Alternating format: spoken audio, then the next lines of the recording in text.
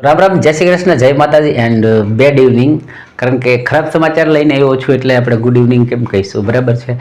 પણ જે સમાચાર આવ્યા છે એ તમારા સુધી પહોંચાડવા મને એવું લાગ્યું, કારણ કે છોકરાઓ ભ્રમિત થઈ જાય અને કંઈક પાછું બીજું ત્રીજું વિચારવા માંડે. એના કરતાં મને જે ન્યૂઝ મળ્યા મને એવું લાગ્યું કે આપણે પ્રોપરલી એ બધી જગ્યાએ ચેક કર્યું, થોડું જોયું, આમ છે તેમ છે, બધી માહિતીઓ લીધી અને પછી તમારી સામે મેં કીધું આવીએ, જેથી કરીને આપણે એક્યુરેટ સમાચાર જે છે તમારા સુધી પહોંચાડીએ. મેટર તમને બધાને ખ્યાલ છે કે 10મું ને ITI બંને વચ્ચે જે કાંઈ માથાકૂટો હતી એના કોર્ટ કેસ ચાલતા હતા અને હાઈકોર્ટ ને આ તેન બોલું પેલું, છેલ્લે કેટ પાસે ગયા અને કેટે એવું કીધું કે ભાઈ હવે ફેસલો બધો પૂરો કરો, બધા એક્ઝામ આપી શકે. ત્યાં સુધી આપણને ખબર હતી અને એના જ રિસ્પોન્સ તરીકે આ ગ્રુપ ડી જે છે એના કોલ લેટર જાહેર થઈ ગયા. એટલે કે એક્ઝામ દેવા માટેના જે આપણે કહેવાય કે ભાઈ એડમિટ કાર્ડ જે છે એ ચાલુ થઈ ગયા, બધાને ખબર પડવા માંડી, કોઈને એક્ઝામ ડેટ પણ મળી ગઈ.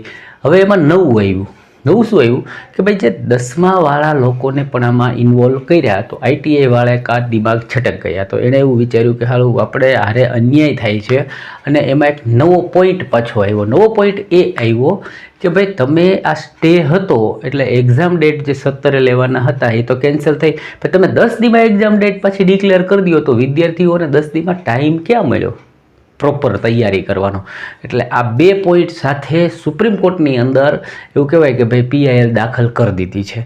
અને એવું કહેવાય છે કે એના વકીલ જે છે એમનું મેં ઇન્ટરવ્યૂ જે છે, હવે સુપ્રીમ કોર્ટના વકીલ હોય એની વાત મારા તમારા જેવા લોકો મુખે સાંભળીએ એના કરતાં થોડીક વ્યાજબી અને આમ ભાવવાળી લાગી શકે. એનું કહેવાનું એવું છે કે આવતીકાલે આના પર ચર્ચા થશે, કોર્ટમાં અમારો કેસ જે છે એ ટેબલ ઉપર આવશે. એટલે અમારી માંગ એવી છે કે એક્ઝામ સ્ટોપ કરીને સ્ટે આપવો જોઈએ. અને અમારી જે પોઈન્ટ છે, પહેલું તો વિદ્યાર્થીઓને 1 મહિનો વાંચવાનો સમય આપવો અને બીજું જે આ માંગ છે એ બે માંગ માટે થઈને આવતીકાલે આનો જે કંઈ છે એ ચર્ચા કોર્ટમાં થશે.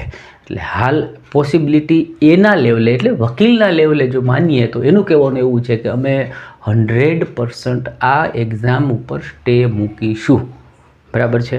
એટલે હવે આવતીકાલે 10-11 વાગે કોર્ટ ચાલુ થાય પછી શું આવે છે રિસ્પોન્સ, બરાબર છે, ખરેખર 27થી એક્ઝામ કન્ટિન્યુ થશે કે વચ્ચે પાછો સ્ટોપ થશે એ આપણને આવતીકાલે જ ખબર પડે. એટલે જે લોકોને આમ કન્ફ્યુઝન હોય કે તૈયારી કરવી ના કરવી ઓલું પેલું, દોસ્ત મારી સલાહ તો એવી છે કે ભાઈ જ્યાં સુધી કોલ લેટર આઉટ થઈ ગયા છે એટલે આમાં સ્ટે તો નહીં જ આવે, બરાબર છે. છતાં કે ભાઈ કોર્ટ છે, ગવર્મેન્ટ છે, એની પાસે જે કંઈ દાવાઓ હોય, રૂલ્સ રેગ્યુલેશન આવતા હશે એવું રિઝલ્ટ કાલે આપણને જાણવા મળશે. પણ અત્યારે મારી પાસે આ ન્યૂઝ મળ્યા હતા તો મને થયું ચલો આપણે વાત કરી દઈએ. બાકી તમને સારું લાગે તો વિડીયોને લાઇક કરો, ચેનલને સબસ્ક્રાઈબ કરો અને ફ્રીમાં ઘણું બધું આપણે નીચે ટેલિગ્રામ લિંક છે એમાં આપેલું છે, તો પ્રેક્ટિસ કરો, તૈયારી કરો અને કદાચ મહિનો ઠેલવાય તો એ મહિનો તમારા માટે સારી તૈયારીનો મોકો મળે એવું પોઝિટિવ લેજો. અને એક્ઝામ સ્ટાર્ટ થાય તોય પોઝિટિવ કે હાલો ભાઈ એક કામ પતે, બરાબર. બંને રીતે આપણે પોઝિટિવ લઈ અને ચાલીએ અને સફળ થઈએ એવી શુભેચ્છાઓ સાથે ફરી મળીએ છે બીજા ન્યૂઝ સાથે. ત્યાં સુધી આવજો.